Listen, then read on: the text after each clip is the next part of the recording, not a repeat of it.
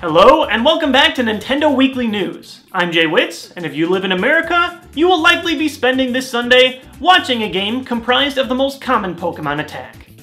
Actually, believe it or not, I do have a story that can tie today's Super Bowl Sunday with something Nintendo related.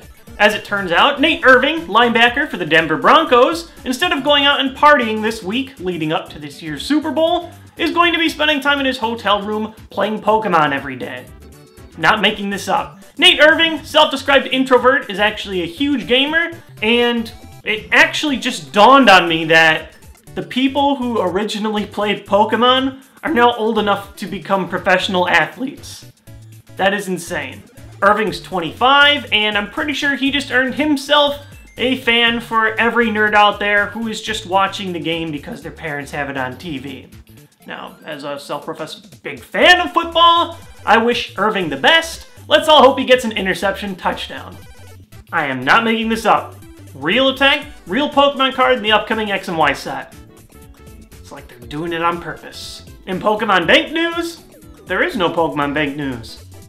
Oh, in Smash Bros. News, Lucario has been confirmed as the next fighter appearing in the 3DS and Wii U Smash Bros. Games coming out later this year. Many were crestfallen, as Lucario's return likely means that Mewtwo will not be coming back from Melee. They both had pretty similar movesets. But Sakurai does confirm that Lucario's Aura ability, which allows you to deal more damage, the more damage that Lucario has on himself, is going to be increased even further. So I guess the longer you keep him alive, the more of a deadly force he'll be. In some bad news for the Wii U, which unfortunately is becoming a staple for this series, Arkham Origins on the Wii U will not be releasing any more of the DLC for the game. Warner Bros. Said that based on demand, there just isn't enough cause for them to actually develop it on the Wii U, even though they've had some DLC on it before, and anybody that bought a season pass got their passes refunded. Now, in general, I do understand that Arkham Origins did not sell as well as the other Arkham games, so maybe they're trying to cut back, save some losses, but this does have a pretty big picture for the Wii U and third-party companies. It just doesn't have a lot of third-party support, and it's really killing the system. Nintendo makes some great stuff, but if you look back at some of the past Nintendo successes, you always gotta have other developers helping you push your system up with some unique games, or even just the same games that are making their way to all the other consoles. You gotta have something. So no DLC, probably not gonna be so good for any other future games coming out from Warner Bros. Interactive, or just third-party games coming to the Wii U in general. It's sad, but hey, it's the reality. Nintendo's gotta fix it somehow. And speaking of fixing things, Nintendo had an official investors meeting to discuss some plans that Nintendo has for the future in fixing their financial problems that they've experienced over the course of this year, and the cutbacks that we've talked about in the past.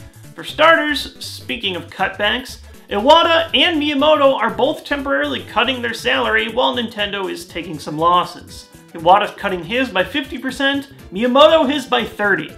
So they definitely do feel some personal responsibility for Nintendo's failings as of current, and to be honest, I do kind of agree with it on both sides. In terms of plans Nintendo did have for the future, nothing really groundbreaking, but here are a couple of bullet points I took from the presentation.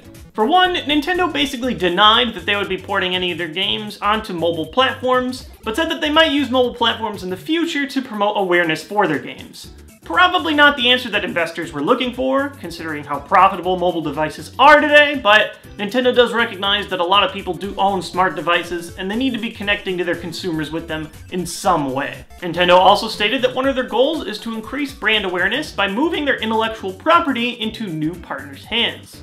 Now, initially this might sound like, oh, are they moving their IP to new game developers to make different kinds of games? And you see things like that with Hyrule Warriors, but I don't think that's exactly what they're talking about. It seems more like they want to move their intellectual properties into other forms of media, ways to increase awareness for their brands through other ways than just games. So maybe we will see things like more accessible Mario plushes in stores, or things like Nintendo Lego.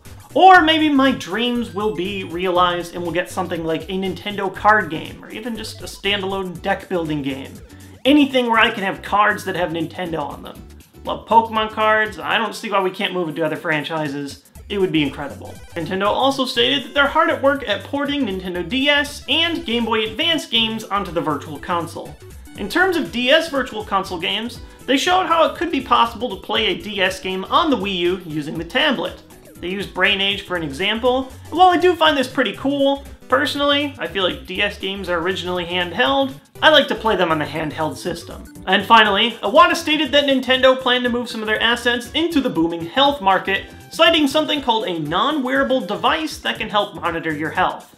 Does not sound very exciting for gamers, but if Nintendo does have a good idea on their hands, the health market is moving very rapidly, it's becoming very profitable. If they can find a device that works well and sells well, the more money Nintendo has, the more they can put it back into games. So I hope they know what they're doing. I know very little about the health market.